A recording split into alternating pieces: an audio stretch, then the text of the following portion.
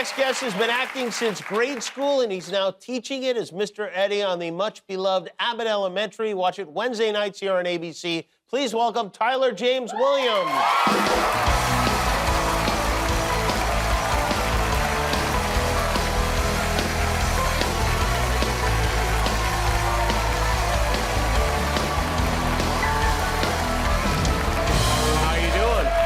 Very stylish. Thank you. I try when I come to see you. Well, it's nice of you. I appreciate that. How's everything going? How you doing? It's been going well. It's been really good. Congratulations on you got picked up for a 4th season of Abbott Elementary. Season 4. I think we all presumed what would happen, but it happened. Know. Stranger things have happened. How many seasons of Everybody Hates Chris did you do? We did 4. 4 seasons of that show. Yeah. So it must be like, so you were a kid on that show, and then now seeing these kids grow up on this show, I would imagine you have something in common with them there. Yeah. It's really interesting to watch because they soak everything in. You know what I mean? They're kids. They pay attention to literally everything. And what's really nice is right now we have this thing that's been happening where the kids who started in season 1 are still there. We try to keep the continuity of the kids there and all that. And they're now what we call our vets. And they're teaching the other kids, the younger kids, what to do now. And they're learning all the camera terms. Like, they know, like, oh, we're swinging the lens. It's all good. We're tightening it up. You want to get your reaction shots now. This is when they're, like, trying to coach the other ones in. So I'm looking at, you know, I guess the next generation of this. Who showed you the ropes when you were a kid and learning that stuff? I came up the old school way. I learned by trial and error. I learned by, I once did a movie called 2 for the Money. How old were you? Maybe 10, maybe 11. All right. And I had yet to learn, do not look directly into the camera. So I was looking directly into the camera. And eventually a very, very kind AD came over and was like, I'm gonna need you to stop doing that. And it's, apparently you can go watch the film now and you'll see me just now like looking everywhere but the camera, like trying to avoid it. But it's really strange now because now that's all people ask me to do. Right, because you look to the camera. Look to the camera, that's how I make my living, so. So you were on the right track, and that AD. That AD, I was just on the cutting edge. It was me, yeah. You had, your new episode tonight was something that was very funny from like the 80s, I think the 90s, maybe the DARE program, D-A-R-E, the drug program. Yes. Well, you guys did like a take on We call that. it FADE. FADE, right. F-A-D-E. F-A-D-E. Which stood for what? You know, that's a Quinta question. You don't know. That's a good Quinta question.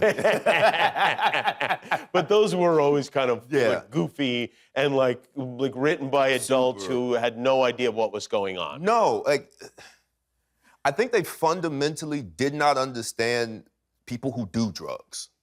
Like, people who do drugs just don't go around offering people their drugs. That's why they procured them for themselves. So, like, I was being pitched that somebody in a dark, shadowy corner was just gonna offer me crack. And that's never happened, and I grew up in Hollywood. And that's like, if it would happen, it would happen. This is the place it would happen. This is where it would go. Yeah, you're right. It's not like Costco where there's a free samples line.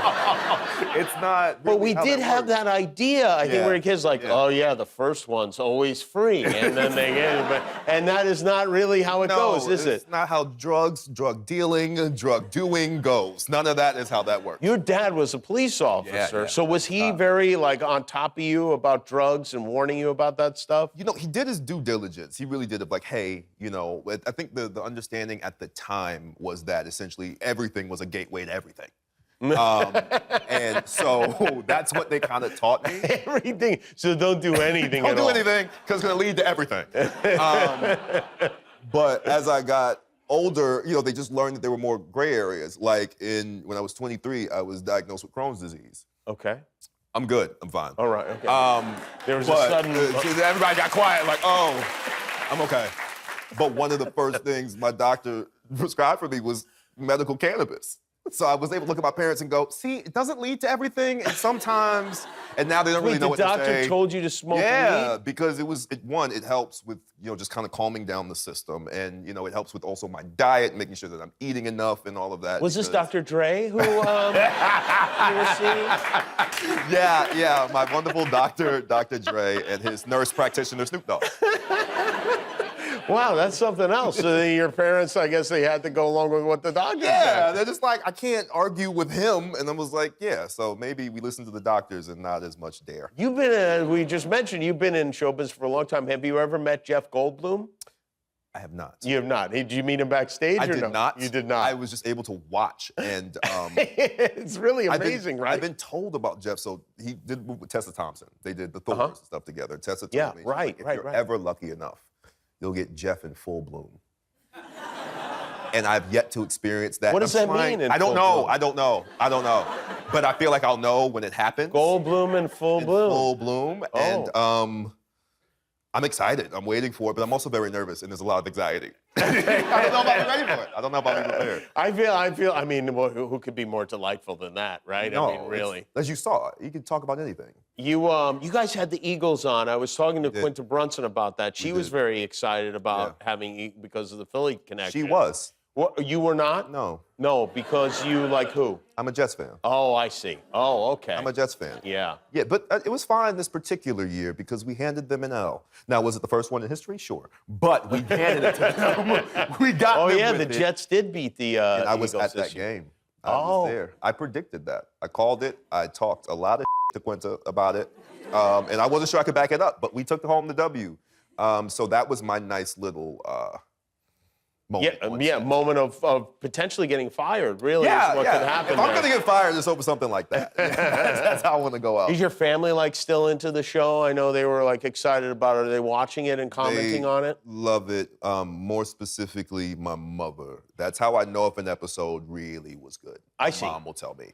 Will she tell you it was good regardless, and then you sense a little extra enthusiasm, or will she only call when it's particularly good? She'll tell me it's good regardless, but then there are certain ones that you can tell really touched her specifically. And I can tell because they're usually the ones that, like, all of the aunties loved. That's the, like, that's... Oh, she gets the feedback. She gets the feedback, she passes it along, She tells me how she feels about it and chimes in there. But that was, me and Quinta were talking about that recently. We were like, as long as the aunties are happy and proud, we have a show.